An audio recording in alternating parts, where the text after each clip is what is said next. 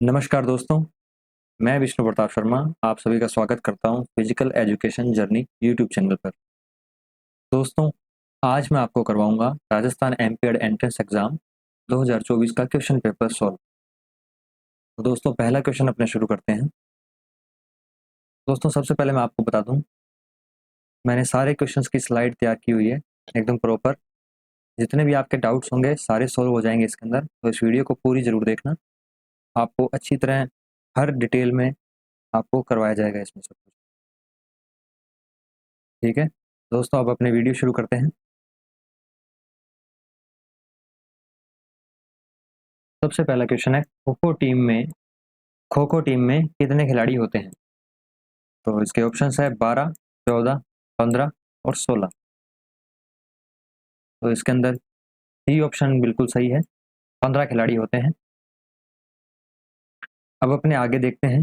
जैसे मैंने इसके अंदर ये जानकारी ऐड की हुई है कि गेम ऐड कर दी और साथ में प्लेयर्स कितने किसमें खेलते हैं। जैसे क्रिकेट है तो उसमें 11 प्लेयर्स खेलते हैं, फुटबॉल में 11 प्लेयर्स खेलते हैं, वॉलीबॉल में 6 प्लेयर्स खेलते हैं। देखो, एक्स्ट्राज वगैरह नहीं मिलाए हुए, जो ग्राउंड पे उतरते हैं उनको डाला गया इसमें। हॉकी है उसमें 11 प्लेयर्स खेलते हैं, बास्केटबॉल में 5 प्लेयर खेलते हैं, हैंडबॉल में 7 प्लेयर खेलते हैं, पोलो में 4 प्लेयर खेलते हैं, वाटर पोलो में 7 प्लेयर्स खेलते हैं, कबड्डी में 7 प्लेयर्स खेलते हैं, खो खो में 9 प्लेयर जो कोर्ट पे उतरते हैं, जो मैदान में उतरते हैं खेलने के लिए 9 प्लेयर होते हैं एक टीम में। रग्बी में 15 प्लेयर्स होते हैं, बेसबॉल के अंदर 9 प्लेयर्स होते हैं और आइस हॉकी में 6 प्लेयर्स होते हैं। दोस्तों, ये छोटी छोटी जो जानकारी है मैंने जिन क्वेश्चंस में जरूरी है उन क्वेश्चंस में डाली है, जिससे आपका ज्ञान और ज़्यादा बढ़ जाए। हर क्वेश्चन को मैंने एनालाइज करने का प्रयास किया है। आपको हर एक क्वेश्चन एक नई चीज़ सिखाएगा। इस वीडियो को जरूर पूरी देखना और आपको अंदाज़ा लग जाएगा किस लेवल का पेपर आता है। अगला क्वेश्चन है, रक्त में ऑक्सीजन ले जाने वाली प्रोटीन का नाम क्या है? इसके अंदर अपने ऑप्शंस है, ए मायोग्लोबिन, बी है हीमोग्लोबिन, सी है कोलेजन और डी है केराटिन। तो इसका आंसर है हीमोग्लोबिन। अगला क्वेश्चन है, खेलो इंडिया यूथ खेल 2023 में कौन सा राज्य प्रथम स्थान पर रहा? तो इसका जो आंसर है वो है सी महाराष्ट्र।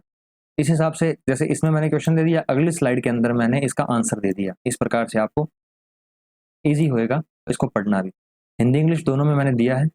अब आप ये देखो, इसमें मैंने एडिशन वाइज डाल दिया। एडिशन कितने एडिशंस हो चुके हैं, कौन से ईयर में हुआ, होस्ट किसने किसने किया, टोटल स्पोर्ट्स कौन से हैं, इसके बाद में विनर कौन कौन रहा और रनर अप कौन कौन रहा। इसको आप एक बार ध्यान से देख लेना।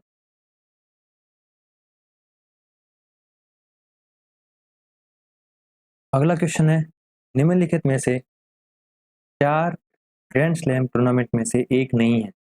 इसके ऑप्शंस है, Australian open, French open, Wimbledon और उबर कप। तो ये जो इसका आंसर है वो है उबर कप। इसको मैंने इंग्लिश में भी दिया है आपको, तो आप ध्यान से पढ़ सकते हैं और अपना ज्ञान बढ़ा सकते हैं। इसका जो आंसर है उबर कप। अगला क्वेश्चन, सबसे पहले अपने ये देखते हैं, जैसे मैंने इसके अंदर भी थोड़ी जानकारी ऐड कर दी है। टूर्नामेंट कौन सा है? Australian open, French open, Wimbledon और यूएस ओपन। कब शुरू किया गया? जैसे ऑस्ट्रेलियन ओपन को 1905 में शुरू किया गया। इस प्रकार से देखो, जानकारी सारी है। आप इसको पॉज करके पढ़ सकते हैं। इसका जो पीडीएफ है आपको टेलीग्राम पे मिल जाएगा। आपसे बस एक गुजारिश है, जितनी जल्दी मेरे 500 सब्सक्राइबर हो जाएंगे, अभी 430 प्लस है मेरे सब्सक्राइबर, 500 सब्सक्राइबर होते ही मैं इसका पीडीएफ एचडी क्वालिटी के अंदर टेलीग्राम पे डाल दूंगा। आप में इतनी क्षमता है, आप इतने मोटिवेटर हैं, जो 500 सब्सक्राइबर आप मेरा जल्दी से जल्दी करवा दोगे। हाथों हाथ आपको इसका पीडीएफ मिल जाएगा टेलीग्राम पर। इसके अंदर जैसे कब ऑर्गेनाइज किया जाता है, इसके अलग अलग मंथ्स होते हैं जिसमें पर्टिकुलर वो टूर्नामेंट ऑर्गेनाइज किया जाता है। कौन सी सरफेस पे होता है, ये इस प्रकार से क्वेश्चन जरूर आते हैं। ये किसने जीता, जैसे मोस्ट रिसेंट विनर है, जैसे अभी जो ऑस्ट्रेलियन ओपन हुआ था वो जेनिक सिनर ने जीता है। फ्रेंच ओपन अभी चल रहा है, ठीक है, तो फ्रेंच ओपन चल रहा है। इसका जब भी विनर निकलेगा तो मैं कमेंट सेक्शन में इसका विनर डाल दूंगा। इस प्रकार से आप जैसे पुरुष में किसने जीता है और महिलाओं में किसने जीता है, इसका मैंने अच्छी तरह खोज करके और इसमें ऐड कर दिया है। जैसे जैसे टूर्नामेंट होगा वैसे वैसे इसमें मैं कमेंट सेक्शन में अपडेट करता रहूंगा। अभी फ्रेंच ओपन का विनर डिसाइड नहीं हुआ है जब तक ये वीडियो बन रही है। क्रिकेट की बॉलिंग क्रीज की लंबाई क्या होती है? तो इसके ऑप्शन है 1.22 मीटर, 1.83 मीटर, 2.44 मीटर और डी ऑप्शन है 2.64 मीटर।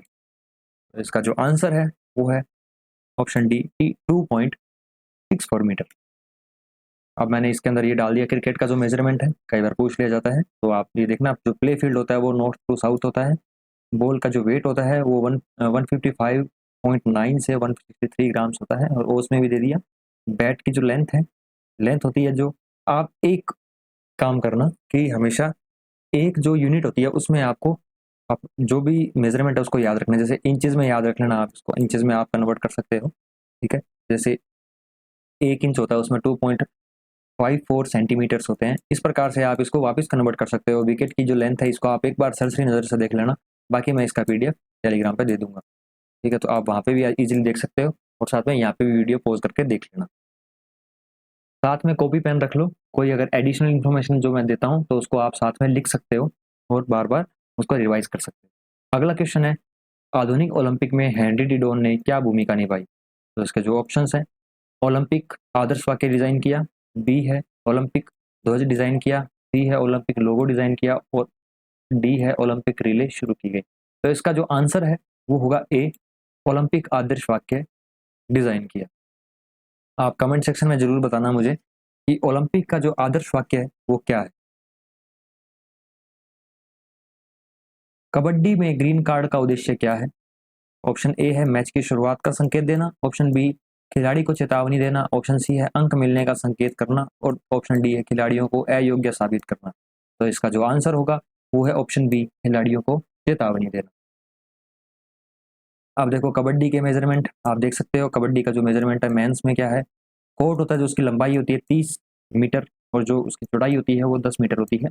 वॉक लाइन से इसकी जो मिड लाइन से जो वॉक लाइन होती है वो 2.75 मीटर, और जो बोनस लाइन होती है मिड लाइन से वो 4.75 मीटर होता है, और जो एंड लाइन होती है बोनस लाइन से वो 1.75 मीटर होता है। तो आप इसको एक बार ध्यान से देख सकते हो, क्योंकि लंबी हो जाएगी वीडियो इसलिए मैं सारा एक्सप्लेन नहीं कर सकता, लेकिन आप इसमें नॉर्मल मैंने बहुत अच्छी तरह इसमें ऐड किया हुआ है, तो आप आसानी से इसको पढ़ सकते हो और देख सकते हो। अब मैं कार्ड्स के बारे में बता देता हूँ। कबड्डी के जो कार्ड्स होते हैं वो, ग्रीन कार्ड होता है उसको वार्निंग देने के लिए होता है प्लेयर्स को। जो येलो कार्ड होता है वो टेम्परेरी प्लेयर सस्पेंशन होता है। सस्पेंशन मतलब 2 मिनट के लिए बाहर कर दिया है, ज़्यादा से ज़्यादा 5 मिनट भी बाहर कर सकते हैं। रेड कार्ड होता है उसको परमानेंट बाहर कर देते हैं प्लेयर को गेम के लिए। और जो ब्लू कार्ड होता है वो जो टेक्निकल वायलेशन हो गया, जैसे रेड की विसल बजी नहीं रेड शुरू करने की और पहले ही रेड करने चले गए, तो ये वायलेशन होता है टेक्निकल, तो इसको टेक्निकल वायलेशन में ऐड किया जाता है, और इसमें पॉइंट सामने वाली टीम को 1 दे दिया जाता है। अगला क्वेश्चन है, ओलंपिक खेल में अपने संबंधित देश के प्रतिनिधित्व का विशेष विशेष अधिकार किसके पास होता है, मतलब जो रिप्रेजेंट कर सके अपने देश को? तो खेल मंत्रालय, देश का खेल प्राधिकरण, राष्ट्रीय ओलंपिक समिति, या राष्ट्रीय खेल महासंघ। इसका जो आंसर है वो होगा राष्ट्रीय ओलंपिक समिति। अगला क्वेश्चन है, रोमन रिंग किस खेल से संबंधित है? तो इसके जो ऑप्शंस है, एथलेटिक्स, तैराकी, जिम्नास्टिक, या जूडो। इसका जो आंसर है वो है जिम्नास्टिक।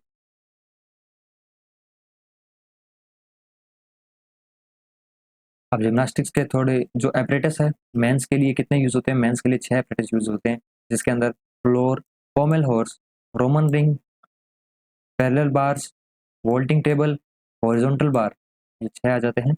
और जो वुमेन्स है उनके लिए 4 यूज हो जाते हैं, फ्लोर, अनइवन बार, बैलेंसिंग बीम, और वोल्टिंग हॉर्स। अगला क्वेश्चन है 10वां, ऑस्ट्रेलियन ओपन आमतौर पर किस महीने में आयोजित किया जाता है? तो मैंने आपको पहले जब बताया था इनके बारे में, जो टूर्नामेंट होते हैं टेनिस के ग्रैंड स्लैम, तो इसके अंदर जो आंसर है, सबसे पहले अपने ऑप्शन देखते हैं, जनवरी, मार्च, मई, या जुलाई। इसका जो आंसर है वह है जनवरी। अगला क्वेश्चन है, किस शहर ने पहले आधुनिक ओलंपिक खेलों की मेजबानी की थी? तो इसके अंदर जो ऑप्शन है, पेरिस, लंदन, एथेंस, या बर्लिन। तो इसका आंसर है एथेंस। ओलंपिक एथेंस में हुआ था 1896 में। एथेंस ने दोबारा भी ऑर्गेनाइज किया है। ये देखो, ये सारा मैंने डाटा इकट्ठा करके आपको एकदम सही तरीके से प्रोवाइड कर दिया है। इसका जो पीडीएफ है मैंने टेलीग्राम पर डाल दिया है, तो आप वहीं से भी डाउनलोड कर सकते हो। 108 साल बाद 2004 के अंदर दोबारा एथेंस ने इसको ऑर्गेनाइज किया था। अगला क्वेश्चन है, ग्रैंड स्लैम योग्यता का जो प्रतियोगिता होती है उसका सही क्रम क्या है? तो इसका सही क्रम है, सबसे पहले ऑस्ट्रेलियन ओपन होता है, जैसे ए मान लो आप, ए ऑस्ट्रेलियन ओपन आ गया, एफ फ्रेंच ओपन मान लो, और उसके बाद में विंबलडन आता है डब्ल्यू, और उसके बाद में आता है यूएस ओपन यू। तो आप एक चीज़ देखो, ए आता है सबसे पहले, फिर एफ, तो उसके बाद में इस चीज़ का ध्यान रखना, पहले आप मान के चलना कि पहले आता है डब्ल्यू, लेकिन डब्ल्यू इंग्लिश के अल्फ़ाबेट में बाद में दोबारा मतलब यू के बाद में आता है, लेकिन आप इसको इस तरीके से याद कर सकते हो कि डब्ल्यू को पहले लिखना है, उसके बाद यू आएगा, यू सबसे लास्ट आएगा। इस तरीके से अपने इसको याद कर सकते हैं, मैं भी ऐसे ही याद कर रखा। अगला क्वेश्चन है, हैंडबॉल की मानक लंबाई और चौड़ाई क्या होती है? जो जो पर्टिकुलर गेम्स की है वो अलग से ही वीडियोस बनाऊंगा, मैं बहुत अच्छी अच्छी वीडियोस बनाऊंगा, पिक्चर का यूज़ किया करूंगा, जिसके अंदर वीडियोस का भी यूज़ करूंगा, जिससे आपको अच्छी तरह एक्सप्लेन हो जाए हर स्किल और हर जो भी ज़रूरी चीज़ है। तो इसीलिए आप इस चीज़ का ध्यान रखना। तो इसमें ज़्यादा एक्सप्लेन नहीं करूंगा मैं, क्योंकि अपने को क्वेश्चन जल्दी से जल्दी पूरे किए करने, टोटल 70 क्वेश्चन है और उसमें कंसेप्ट भी अलग अलग है, तो इसीलिए अब इसमें जो ऑप्शन हैं उसमें लंबाई 30 मीटर, चौड़ाई 20 मीटर। सेकंड ऑप्शन है लंबाई है 40 मीटर और जो चौड़ाई है वो 25 मीटर। अगला ऑप्शन है लंबाई 40 मीटर है और चौड़ाई है 20 मीटर। और अगला क्वेश्चन है जिसके अंदर 20 मीटर लंबाई है और 30 मीटर चौड़ाई है। तो इसका जो आंसर होगा वो होगा सी, 40 बाई 20 मीटर का जो हैंडबॉल कोर्ट होता है। बैडमिंटन शटलकॉक में कितने पंख होते हैं? तो इसका जो आंसर है 12, 14, 16 या 18। तो इसका आंसर है सी, 16।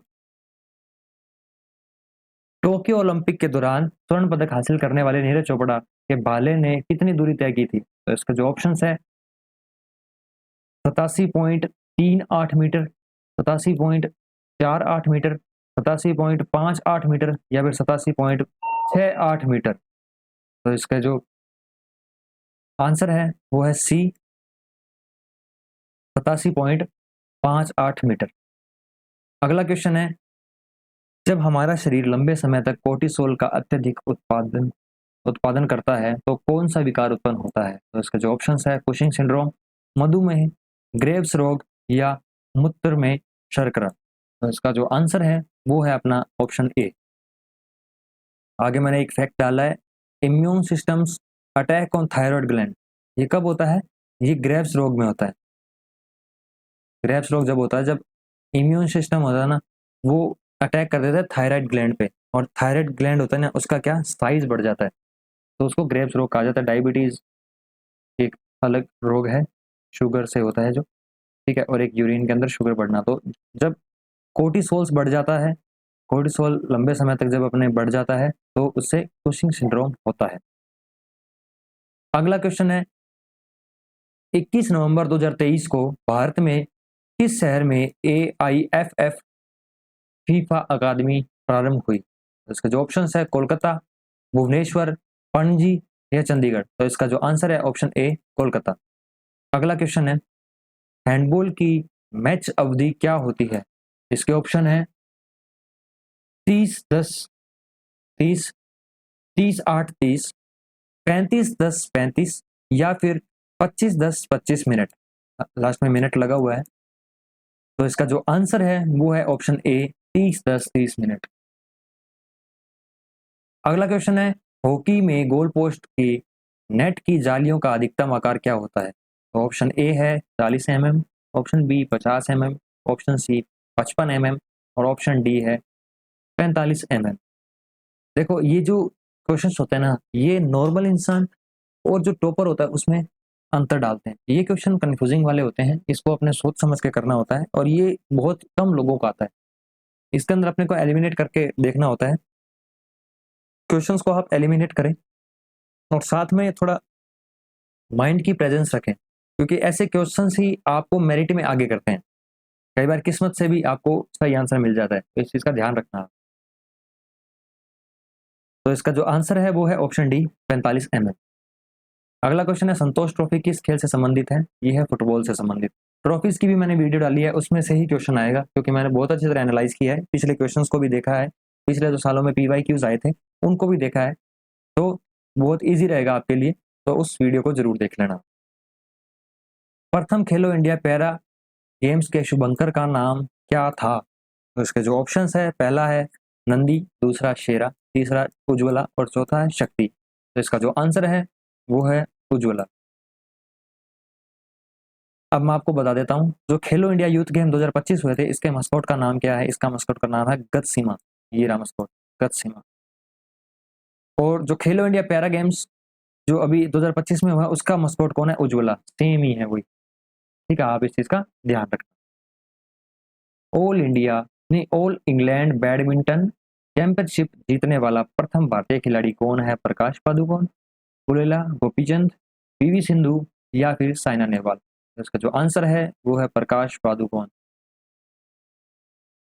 80s के अंदर 1980 के जो दशक था, उसके अंदर वर्ल्ड के नंबर 1 प्लेयर बैडमिंटन में प्रकाश पादुकोण जी थे। बहुत महान खिलाड़ी रहे हैं बैडमिंटन के फील्ड में, ये रहे प्रकाश पादुकोण जी। अगला क्वेश्चन है भक्ति प्रदीप कुलकर्णी, जिन्हें वर्ष 2022 में अर्जुन अवार्ड से सम्मानित किया गया, किस खेल से संबंधित है? इसके जो ऑप्शंस हैं, शतरंज, एथलेटिक्स, कबड्डी या फिर लॉन बॉल्स। इसका जो आंसर है वो है ऑप्शन ए, शतरंज। ये है मैडम भक्ति प्रदीप कुलकर्णी। अगला क्वेश्चन है द्रोणाचार्य पुरस्कार पहली बार किस वर्ष स्थापित किया गया? इसके जो ऑप्शंस हैं, पहला है 1954, दूसरा 1961, तीसरा 1985 और चौथा है 1991। देखो इंग्लिश में भी मैंने दिया हुआ है, तो आप इजीली यहाँ से रीड आउट कर सकते हैं। तो इसका जो आंसर है 1985 के अंदर। अब आप इसका आंसर मुझे ये बताओगे कि सबसे पहले द्रोणाचार्य अवार्ड किसको दिया गया, कमेंट सेक्शन में बताना।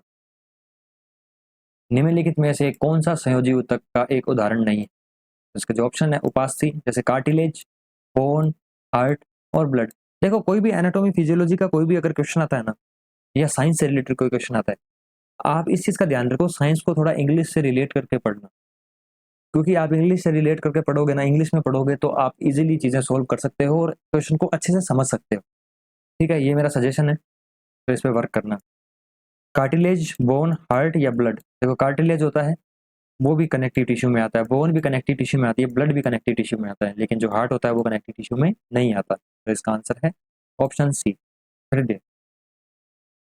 ओलंपिक खेलों में रजत पदक व कांस्य पदक प्राप्त करने वाले भारत के पहले बैडमिंटन खिलाड़ी कौन है?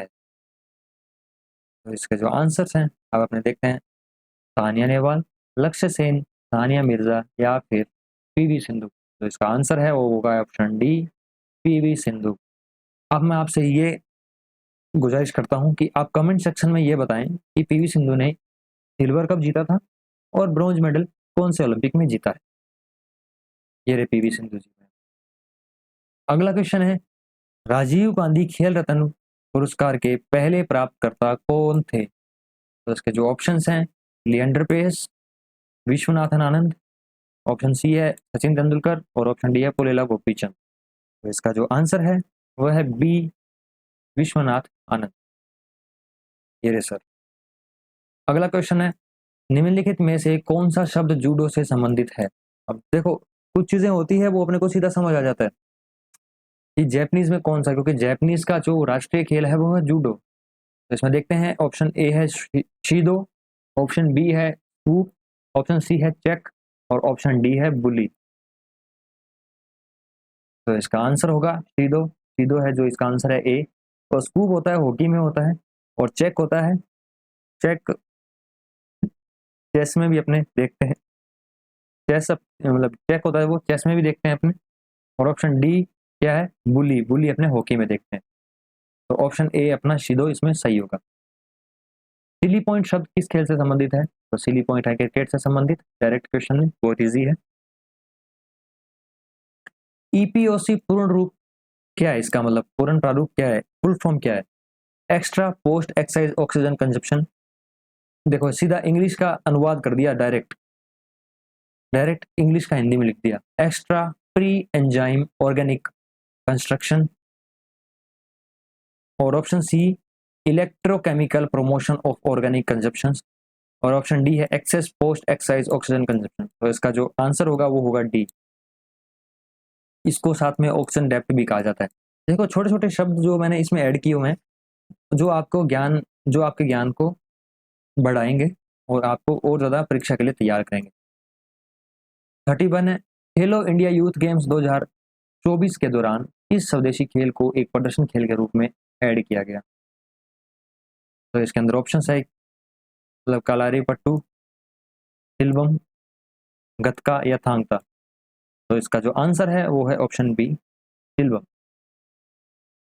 साथ में जो वर्तमान अभी 2025 के अंदर जो हुआ है खेलो इंडिया यूथ गेम्स, इसके अंदर ई स्पोर्ट्स को ऐड किया गया है, तो इसका क्वेश्चन आ सकता है, आप इसका ध्यान रखना।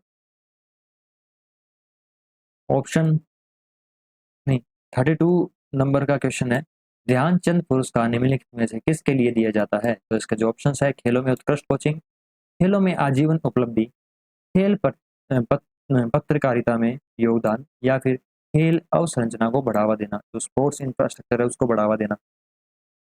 तो इसका जो आंसर है वो है ऑप्शन बी, खेलों में आजीवन उपलब्धि, लाइफ टाइम अचीवमेंट अवार्ड होता है ये, इसमें ध्यानचंद पुरस्कार। अगला क्वेश्चन है, शारीरिक शिक्षा का उद्देश्य क्या है? इसके जो ऑप्शन है, शारीरिक विकास, मानसिक विकास, सामाजिक विकास या सर्वांगीण विकास। तो इसका जो ऑप्शन डी है वो आंसर होगा सर्वांगीण विकास। एक चीज और ऐड कर दूं मैं, जितने भी मैं ये क्वेश्चंस करवा रहा हूँ इसका पीडीएफ आपको टेलीग्राम पे मिल जाएगा, लेकिन अगर आपको और भी नोट्स चाहिए जो मतलब परीक्षा की दृष्टि से बहुत महत्वपूर्ण है, कहीं से भी मुझे मिलेंगे, या मैंने भी जो क्वेश्चंस बनाए हैं उनको मैं अगर यूट्यूब पे अपलोड ना कर पाऊँ तो उनको मैं आपको जल्द से जल्द टेलीग्राम पे अपलोड करवा दूंगा, अपलोड प्रोवाइड करवा दूंगा हिंदी इंग्लिश दोनों में।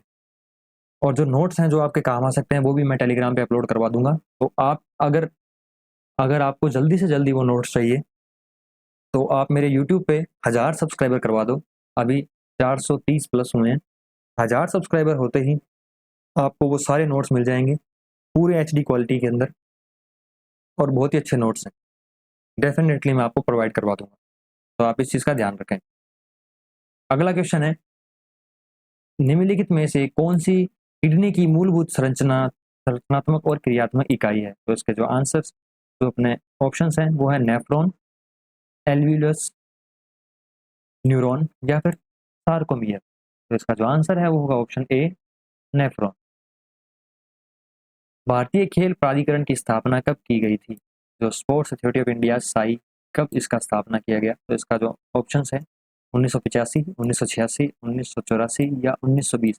तो इसका जो आंसर है वो है 1984। अगला क्वेश्चन, थॉमस कप किस से संबंधित है? तो किस खेल से संबंधित है ये? टेनिस, बैडमिंटन, फुटबॉल या क्रिकेट? तो थॉमस कप है वो बैडमिंटन से संबंधित है। तो ये चीज़ें मैंने करवा रखी है, कौन कौन जीता हुआ है, सब चीज़ें मैंने आपको बता रखी है जो मेरी कप की वीडियो आई थी उसमें। निम्नलिखित में से कौन ओलंपिक रजत पदक विजेता जीतने वाला मतलब निम्नलिखित में से कौन ओलंपिक रजत पदक जीतने वाली प्रथम भारतीय महिला बनी? रजत पदक कौन जीता है? ऑप्शन है अपने पास, कर्नल मल्लेश्वरी, पीवी सिंधु, साक्षी मलिक या साइना नेहवाल। तो इसका जो आंसर है वो है ऑप्शन बी, पीवी सिंधु। अगला क्वेश्चन है, रक्त का कौन सा घटक थक्का जमाने के लिए जिम्मेदार होता है? तो थक्का जमाने के लिए कौन सा जिम्मेदार होता है? तो इसके जो ऑप्शन है, लाल रक्त कणिकाएं, श्वेत रक्त कणिकाएं, प्लाज्मा या प्लेटलेट्स। तो इसका आंसर है ऑप्शन डी, प्लेटलेट्स। अगला क्वेश्चन है, बैरन डी क्यूबर्टीन, जो बैरन पीरियड डी क्यूबर्टीन है वो किस अंतरराष्ट्रीय खेल आयोजन के संस्थापक के रूप में जाना जाता है? तो इसके जो ऑप्शन है, FIFA world cup, Tour de France, आधुनिक ओलंपिक खेल, डेविस कप। तो इसका जो आंसर है वो ऑप्शन सी, आधुनिक ओलंपिक खेल, मॉडर्न ओलंपिक गेम्स। अगला क्वेश्चन है, कंकाल पेशी की सबसे छोटी संकुचनशील इकाई होती है? मांसपेशी पुलिका, एंडोमाइसियम, मांसपेशी तंतु या पेरीमाइसियम। तो इसका जो आंसर है वो है मांसपेशी तंतु या फिर मसल फाइबर। अगला क्वेश्चन है, ओलंपिक खेलों में भारत के किस खिलाड़ी ने पहला व्यक्तिगत स्वर्ण पदक प्राप्त किया था? तो इसके जो ऑप्शन है, अभिनव बिंद्रा, राज्यवर्धन सिंह राठौड़, पीटी उषा, नीरज चोपड़ा। तो इसका जो आंसर है वो है ऑप्शन ए, अभिनव बिंद्रा, ये है अभिनव बिंद्रा जी। अगला क्वेश्चन है, उस भारतीय एथलीट का नाम बताइए जिसने 1900 में पेरिस ओलंपिक के दौरान 2 पदक जीते, 1900 के अंदर। ठीक है, तो इसका जो आंसर है, जो ऑप्शन है, मनु भाकर, नॉर्मन पिचर्ड, केडी जाधव या मिल्खा सिंह। इसका जो आंसर है वो ऑप्शन बी, नॉर्मल पिचर्ड। और ऐसे पूछ ले आज़ादी के बाद तो वो मनु भाकर है। इस चीज़ का आप ध्यान रखना। आज़ादी से पहले 1900 के अंदर किसने जीता था? नॉर्मन पिचर्ड के अंदर। और मनु भाकर ने 2 मेडल 2024 पेरिस ओलंपिक में जीते हैं। ठीक है, अगला क्वेश्चन है, कंधे में किस प्रकार का जोड़ पाया जाता है और यह व्यापक गति की अनुमति देता है? हिंज जॉइंट या फिर pivot joint, ball and socket joint या ग्लाइडिंग जॉइंट। देखो सीधा इसको इसमें कन्वर्ट कर दिया। आप इस चीज़ का जरूर ध्यान रखना। देखो इंग्लिश से सीधा इसमें हिंदी में कैसे कन्वर्ट किया, तो इंग्लिश में भी अपने को चीज़ें आनी चाहिए, थोड़ी बहुत तो आनी चाहिए। तो इसका जो आंसर है वो option C, ball and socket joint. अगला क्वेश्चन है, ट्रैक एंड फील्ड में विंड गेज ऑपरेटर की क्या प्राथमिक भूमिका रहती है? तो इसके जो ऑप्शन है, जंप की दूरी मापना, इवेंट के दौरान हवा की गति मापना, एथलीटों के प्रदर्शन का समय मापना या स्टार्टिंग ब्लॉक का प्रबंध करना। तो इसका जो आंसर है वो देखो, विंड गेज, विंड मतलब हवा हो गई ना, तो विंड, जो विंड की गति नापेगा ना ये, तो विंड की गति नापने के लिए। बाकी मैंने एथलेटिक्स की वीडियो बना रखी है जिसके अंदर 101 क्वेश्चंस करवाए हैं और उसके अंदर मैंने 101 मान के चलो कॉन्सेप्ट्स भी बता दिए, तो वो आपके लिए बहुत हेल्पफुल रहेगी। तो उसको आप देखना ना भूलें। उसको वीडियो को देख लिया तो उसमें से ही क्वेश्चंस आ जाएंगे और कॉन्सेप्ट भी क्लियर हो जाएंगे आपको। अगला क्वेश्चन है, स्टीपल चेज संबंधित है शतरंज, क्रिकेट, एथलेटिक्स या मुक्केबाजी। तो इसका जो आंसर है वो होगा ऑप्शन सी, एथलेटिक्स। अगला क्वेश्चन है, स्नैच शब्द संबंधित है। देखो ये वाले शब्द काफी आते हैं जिसके अंदर ये टर्मिनोलॉजी या फिर शब्दावली जो खेलों की है उसके बारे में पूछा जाता है, तो इसका आप ध्यान रखना, पढ़ते रहना इस चीज़ को। तो सबसे पहले ऑप्शन ए है खो खो, दूसरा मुक्केबाजी, तीसरा भारोत्तोलन और चौथा है कुश्ती। तो जो वेट लिफ्टिंग होता है उसके अंदर स्नैच शब्द का यूज किया जाता है। स्नैच एक टेक्निक होती है। अगला क्वेश्चन है, डेविस कप किस खेल से संबंधित है? तो इसके ऑप्शन है क्रिकेट, फुटबॉल, टेनिस या फिर बास्केटबॉल। तो जो डेविस कप है वो टेनिस से संबंधित है, इस चीज़ का आप ध्यान रखना। कप वाली वीडियो में मैंने, कप एंड जो ट्रॉफीज है उसकी वीडियो में मैंने आपको अच्छी तरह समझा रखा। अगला क्वेश्चन है, जब एक कंडरा उस हड्डी के एक भाग को खींच देती है तो यह कौन सा अस्थि भंग, मतलब ये कौन सा फ्रैक्चर कहलाता है? जब हड्डी एक दूसरे, मतलब दूसरे भाग को खींच देती है तो कौन सा? आघात अस्थि भंग, डिप्रेस्ड अस्थि भंग, विखंडित अस्थि भंग या पृथक? तो इसके अंदर देखते हैं अपने, impacted fracture, depressed fracture, comminuted fracture या फिर एवोल्यूशन फ्रैक्चर। तो इसका जो आंसर होगा वो ऑप्शन डी होगा, एवोल्यूशन फ्रैक्चर।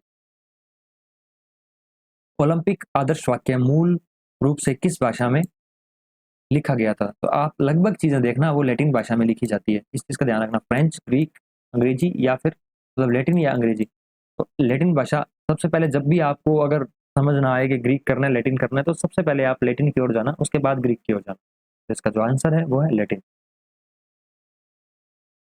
किन स्पर्धाओं में आमतौर पर स्टार्टिंग ब्लॉक का इस्तेमाल किया जाता है?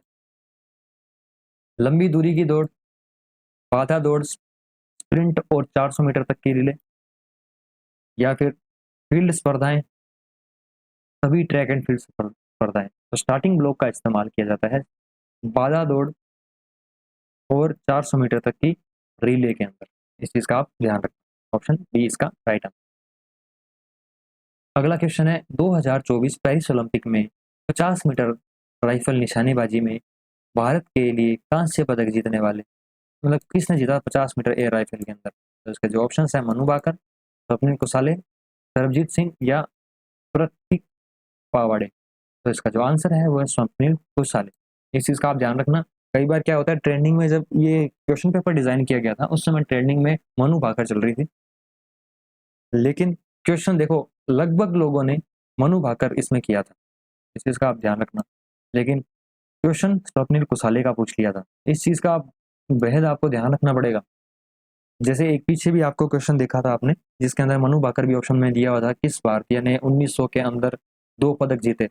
तो मनु भाकर ने अभी जीते ना 2024 में, लेकिन कुछ लोगों ने उसमें भी कंफ्यूज हो गए थे क्योंकि प्रेजेंट के सिनारियो को ध्यान में रखते हुए क्वेश्चन डिजाइन किए जाते हैं। क्वेश्चन आसान होते हैं लेकिन उनको कंफ्यूजन वाला बनाया जाता है, इस चीज का आप ध्यान रखना। तो इसके अंदर आंसर है स्वप्निल कुसाले। अगला क्वेश्चन है, एक्टिव रनर शब्द का प्रयोग किस खेल में किया जाता है? तो इसका जो आंसर है, पहले अपने ऑप्शन देखते हैं, बाधा दौड़, रिले दौड़, खो खो या क्रिकेट। इसका जो आंसर है वो है खो खो। अब इसमें कंफ्यूजन रही थी, लेकिन रिले दौड़ होती है ना, जो रिले होती है उसके अंदर एंकर रनर होता है, इस चीज का ध्यान रखना। अगला क्वेश्चन है, अश्वनी पोनप्पा किस खेल से संबंधित है? तो इसके अंदर ऑप्शन है बैडमिंटन, निशानेबाजी, टेबल टेनिस या शतरंज। तो इसका जो आंसर है वो है बैडमिंटन। देखो, खिलाड़ियों के बारे में भी मैं आपके लिए अलग अलग वीडियोस लाऊंगा, सारे खिलाड़ियों के बारे में आपको जानना चाहिए, भारत के जो बेस्ट खिलाड़ी हैं। तो इसके लिए अलग से वीडियोस प्रॉपर बनाई जाएंगी, जिसके अंदर हर बार इनके जो इन्होंने जो इवेंट्स खेले हैं, ठीक है, किस में क्या मेडल आया है, अवार्ड्स कौन से इनके पास, तो इसमें इसके बारे में आपको मैं बताऊंगा। खो खो में खंबे का व्यास क्या होता है? 7 से 8 सेंटीमीटर, 9 से 10 सेंटीमीटर, 11 से 12 सेंटीमीटर या 14 से 15 सेंटीमीटर। तो इसका जो आंसर है वो है ऑप्शन बी, 9 से 10 सेंटीमीटर। अगला क्वेश्चन है, चोप शब्द किस खेल से संबंधित है? तो इसके जो ऑप्शन है, आइस हॉकी, टेबल टेनिस, मुक्केबाजी या तैराकी। देखो, शब्दावली से क्वेश्चन आ गया, शब्दावली से क्वेश्चन आते ही हैं, पूछने भी चाहिए, क्योंकि अपने को खेलों के बारे में जानकारी होनी चाहिए। अगला जो इसका आंसर है वो है टेबल टेनिस। अगला क्वेश्चन है, निम्नलिखित प्रतियोगिताओं में किसे महिलाओं की विश्व टीम चैंपियनशिप के नाम से भी जाना जाता है? तो इसके जो ऑप्शन है, पहला Uber cup, Helvetia cup, Sudirman cup या फिर अगला है थॉमस कप। तो इसका जो आंसर है वो है ऑप्शन ए, उबेर कप। और जो मेंस के लिए विश्व चैंपियनशिप के रूप में जाना जाता है वो होता है थॉमस कप। वर्तमान जो अभी रिसेंट हुए हैं उसके अंदर कौन चैंपियन है? दोनों में 3 चैंपियन है, चाइना जीती है, ठीक है, तो उबेर कप। अगला क्वेश्चन है, विंबलडन एक टेनिस टूर्नामेंट का नाम है, किसके आधार पर रखा गया था? तो इसके जो ऑप्शंस है, एक प्रसिद्ध पुरुष खिलाड़ी के आधार पर, या फिर प्रसिद्ध महिला खिलाड़ी, या एक गांव के आधार पर, या फिर एक इंग्लैंड के राजा के आधार पर। इसका जो आंसर है, विंबलडन रखा गया एक गांव के नाम के आधार पर, इसका टूर्नामेंट का नाम रखा गया। अगला क्वेश्चन है, किस विश्वविद्यालय ने 2023 के लिए जो मक्का ट्रॉफी है, माका माका जो ट्रॉफी है वो किसने जीती थी? तो 2023 में किसने जीती थी, देखते हैं अपने। ये क्वेश्चन 2023 का आया था, क्योंकि 24 में पेपर हुआ था। तो इसका जो ऑप्शन है, पंजाब यूनिवर्सिटी, GNDU यूनिवर्सिटी, मतलब गुरु नानक देव यूनिवर्सिटी जो कि अमृतसर में है। अगला लवली प्रोफेशनल यूनिवर्सिटी, अगला है राजस्थान यूनिवर्सिटी। तो इसका जो आंसर है वो है GNDU या फिर गुरु नानक देव यूनिवर्सिटी। अब जो माका ट्रॉफी जो 2025 की है वो चंडीगढ़ यूनिवर्सिटी ने जीती है, इस चीज़ का आप ध्यान रखना। और इसका जो पहली प्राइवेट यूनिवर्सिटी है जिसने माका ट्रॉफी जीती है। अगला क्वेश्चन है, किस चैंपियनशिप में नीरज चोपड़ा का रिकॉर्ड 89.94 मीटर रहा? तो उसके जो ऑप्शन है, ओलंपिक खेल में, एशियाई खेल में, डायमंड लीग में या फिर राष्ट्रीय मंडल खेल में। तो इसका जो आंसर है वो है डायमंड लीग में। लेकिन अभी जो रिसेंट हुए हैं डायमंड लीग, इसमें भी नीरज चोपड़ा जी ने रिकॉर्ड बना दिया, 90 मीटर पहली बार पार कर दिया, जो कि स्कोर था, ये पूछा जाएगा लगभग, चांसेस है इस सवाल के आने के। 90.23 मीटर का भाला फेंका है इन्होंने, जो कि बहुत बड़ी उपलब्धि है। और इन्होंने सिल्वर मेडल अपने नाम किया था, सिल्वर, इस चीज़ का आप ध्यान रखना, मतलब सिल्वर मेडल आया था इनका, दूसरे स्थान पर रहे थे। दिल्ली स्पोर्ट्स विश्वविद्यालय की कुलपति किसे नियुक्त किया गया है? तो इसके जो ऑप्शन है, साइना नेहवाल, कर्णम मल्लेश्वरी, PT उषा या फिर PV सिंधु। का जो आंसर है वो है ऑप्शन बी, कर्णम मल्लेश्वरी, जो कि वेट लिफ्टर हैं। और 2000 सिडनी ओलंपिक के अंदर इन्होंने वेट लिफ्टिंग के अंदर ब्रॉन्ज मेडल इंडिया को दिलाया था, और ये देश की पहली महिला है जिन्होंने ओलंपिक में मेडल जीता। अगला क्वेश्चन है, ये देखो, ये मैंने ऐड कर दिया इसके अंदर इंफॉर्मेशन जो भी है। अगला क्वेश्चन है, फीबा बास्केटबॉल में प्रत्येक टाइम आउट की क्या अवधि रहती है? उसके जो ऑप्शन है, 30 सेकंड, 60 सेकंड, 75 सेकंड या 90 सेकंड। इसका जो आंसर है वो है option D, 90 second. Sorry sorry, इसका जो आंसर है वो है ऑप्शन बी, 60 सेकंड, माफ कीजिए, इसका आंसर तो फीवा का टाइम आउट की जो अवधि होती है वो 60 सेकेंड होती है। इस हड्डी को आमतौर पर कॉलर बोन के नाम से जाना जाता है। तो इसका जो ऑप्शंस है स्कैपुला, क्लेविकल, स्टर्नम या ह्यूमरस। तो इसका जो आंसर है वो है ऑप्शन बी, क्लेविकल बोन। ये देखो यहाँ पे होती है, जो इसको ब्यूटी बोन के नाम से भी जाना जाता है। इसको मैं जूम करके दिखाऊं आपको। तो ये जो हड्डी होती है ना यहाँ पे, इसको कहा जाता है। अगला क्वेश्चन है, मेजर राज्यवर्धन सिंह राठौड़ जी ने ओलंपिक में किस खेल में रजत पदक जीता? तो इसके जो ऑप्शन है निशानेबाजी, तीरंदाजी, कुश्ती या एथलेटिक्स। तो इसका जो आंसर है वो है ऑप्शन ए, निशानेबाजी। विंबलडन 2024 में पुरुषों की श्रेणी में कौन विजेता रहा? तो इसका जो ऑप्शन है नोवाक जोकोविच, राफेल नडाल, रोजर फेडरर या कार्लोस अल्कराज। ये जो आंसर है वो है ऑप्शन डी, कार्लोस अल्कराज ने जीता 2024 विंबलडन। इसको हरा के नोवाक जोकोविच को फाइनल में हराया। अगला क्वेश्चन है, रानी लक्ष्मीबाई राष्ट्रीय शहरी शिक्षा संस्थान ग्वालियर की स्थापना किस वर्ष हुई थी? देखो, किसी चीज़ का एग्जाम हो, फिजिकल एजुकेशन का कोई भी एग्जाम हो और एलएनआईपी का सवाल ना आए, ये बहुत रेयर चांस होते हैं। तो इसलिए एलएनआईपी का ये सवाल तो आप याद रखें। तो इसका जो ऑप्शन है वो 1973, 1995, 1958, 1997। तो इसका जो आंसर है वो है 1997, 1957 के अंदर स्थापना की गई थी एलएनआईपी। निम्नलिखित में से कौन सा स्पाइरोमीटर के उद्देश्य का सबसे अच्छा वर्णन करता है? फेफड़ों की क्षमता और कार्य को मापता है, हृदय गति की निगरानी करता है, ऑक्सीजन जो रक्त ऑक्सीजन के स्तर को ट्रैक करता है, या शरीर के तापमान को मापता है। तो इसका आंसर है जो वो होगा ऑप्शन ए, फेफड़े की क्षमता और कार्य को मापता है। कौन? स्पाइरोमीटर। 2024 पेरिस ओलंपिक में भाग लेने वाले राजस्थान के खिलाड़ी हैं।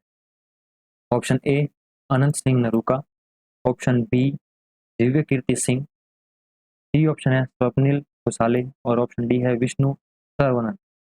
का जो आंसर है वो है option A, Ajit Singh, Anant Singh Naruka, Anantjeet Singh Naruka, option A. 68 question है, निम्नलिखित में से कौन सी क्रिकेट ट्रॉफी पुरुष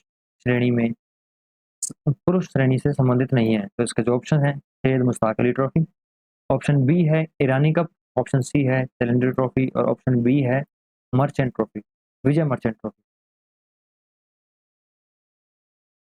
तो इसका जो आंसर होगा वो होगा ऑप्शन सी, चैलेंजर ट्रॉफी।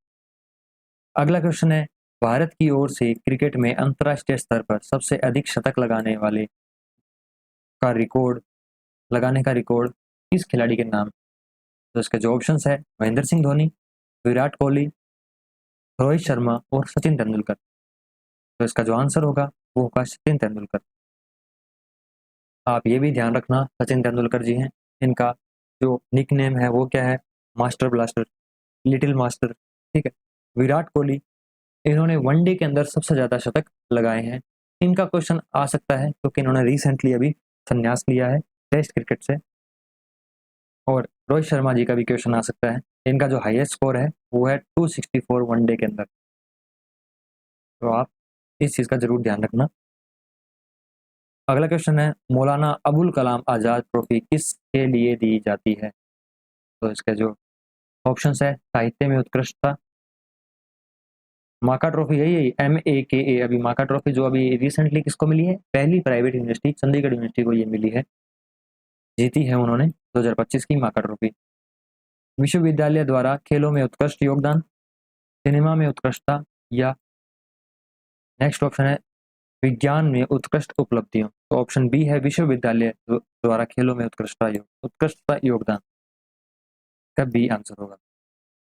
तो दोस्तों, मैंने आपको सारे क्वेश्चंस करवा दिए हैं, जो भी खेलों से संबंधित या फिजिकल एजुकेशन के आए थे वो सारे करवा दिए, क्योंकि राजस्थान का करंट अफेयर आया था पिछली बार 10 नंबर का, 10 नंबर की रीजनिंग आई थी और 10 नंबर का जनरल अवेयरनेस आया था।